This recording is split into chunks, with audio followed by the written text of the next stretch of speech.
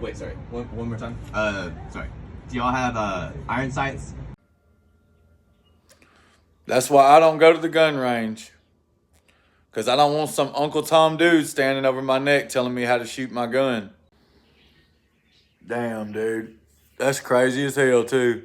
And that dude probably paid $20 to get in that fucking place. And they told him, hey, man, as soon as he walked back there to shoot his gun, hey, man, you know what I mean? Do you not have iron sights? You know what I mean?